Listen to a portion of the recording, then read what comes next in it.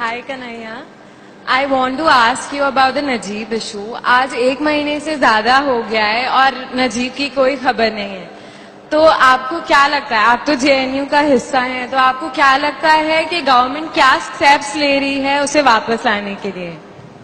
देखिए, गवर्नमेंट का जो एक टैक्टिस मैं समझ पाया हूं वो ये है कि वो एक बात को समझ गई है कि उसको एक मुकम्मल अपोजिशन इस देश के अंदर नहीं मिल पा रहा है। इस बात का फायदा उठा करके वो जो है निरंकुश हो गए, हम लोग हिंदी में बोलते हैं कि अनकंट्रोल्ड हो गए हैं। तो वो क्या कर रहे हैं कि जनता के क्या मुद्दे हैं ये इंपॉर्टेंट नहीं है, वो मुद्दे हमारे बीच में फेंक रहे हैं। और आप देखिए कि हर 15 दिन में एक नया मुद्दा आ जाएगा। मतलब कुछ दिन पहले सर्जिकल स्ट्राइक चल रहा था, उसके बाद जो है नोटबंदी चलने लगी, कभी नजीब आ जाएगा, कभी कन्हैया आ जाएगा, कभी रोहित आ जाएगा। मतलब हम ऐसे सवालों पे फंसे रहेंगे जिसका संबंध इस देश के स्ट्रक्चर से है, उस पर कोई चर्चा नहीं होगी। आप देखिए, मैं 3 उदाहरण आपको देता हूं और 3 आइडेंटिटी के लोग हैं। रोहित वेमुला का इंस्टीट्यूशनल मर्डर होता है, उसमें किस तरीके से एडमिनिस्ट्रेशन का और एमएचआरडी का इन्वॉल्वमेंट है उसके न्यूज जो है लोगों के सामने आ चुके हैं।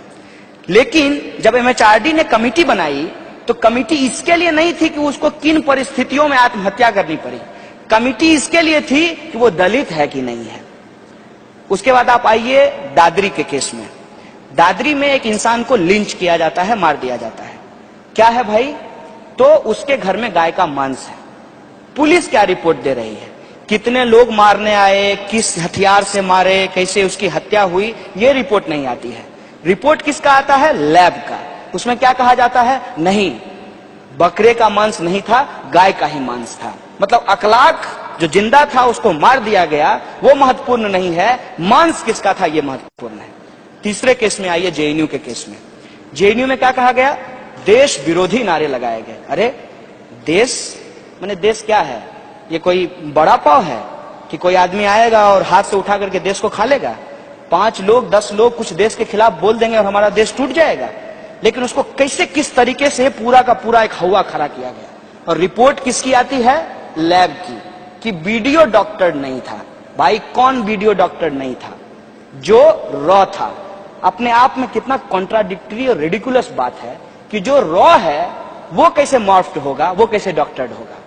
उस वीडियो की कोई चर्चा नहीं होती है जो टीवी पे बार बार एयर किया गया था, जो डॉक्टर था, जो पूरा का पूरा एंगर खड़ा किया और जेएनयू को एक विलेन की तरह खड़ा कर दिया समाज के अंदर, उस पर चर्चा नहीं होती है।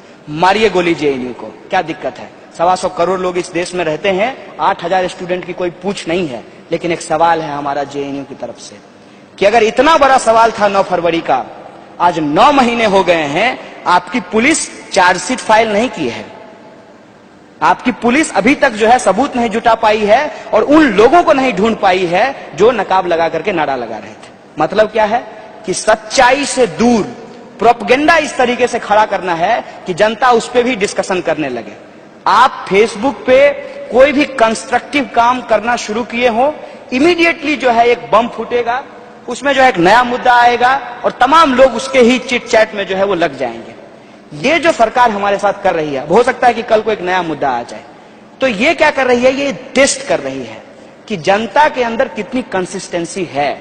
क्या वो उस सवाल को, पुरस्कार वापसी के सवाल को, अंबेडकर पेरियार स्टडी सर्किल पे जो बैन हुआ, एफटीआईआई में जो गजेंद्र चौहान को बिठाया गया, रोहित वेमुला की जो संस्थानिक हत्या की गई, कन्हैया और दूसरे लोगों को जो जेल भेजा गया, उसके बाद आप देखिए ये नोटबंदी, सर्जिकल स्ट्राइक, हनुमान थप्पा, किसान, सेना के खिलाफ नहीं, देश हित, देश सब कुछ है, देश सबसे ऊपर है, सरकार की आलोचना नहीं कर सकते हैं। और आलोचना किया मोदी जी को तो एक लड़के को झारखंड में इतना मारी पुलिस कि वो लड़का अपनी जान से चला गया। इस स्थिति में देश को ला करके खड़ा कर दिया गया है।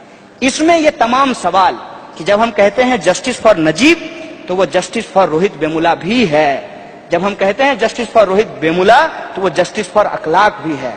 और जब हम इन सबके लिए जस्टिस मांग रहे हैं, बेसिकली हम डेमोक्रेसी क्लेम कर रहे हैं, अपना वॉइस ऑफ डिसेंट क्लेम कर रहे हैं, और जो हमारी लेगेसी है इक्वलिटी और जस्टिस को, उसको हम इंश्योर करना चाहते हैं सोसाइटी में।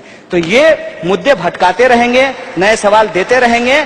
हमारा काम है कि हम भूलेंगे नहीं और इनसे एक एक मुद्दे पे पूछा जाएगा कि 2 करोड़ रोजगार कहां है, 15 लाख रुपया हमारे खाते में क्यों नहीं आया, बुलेट ट्रेन अभी तक क्यों नहीं चली, महंगाई कम क्यों नहीं हुआ और महिलाओं पे अत्याचार क्यों नहीं रुके। ये हमारा काम होना चाहिए।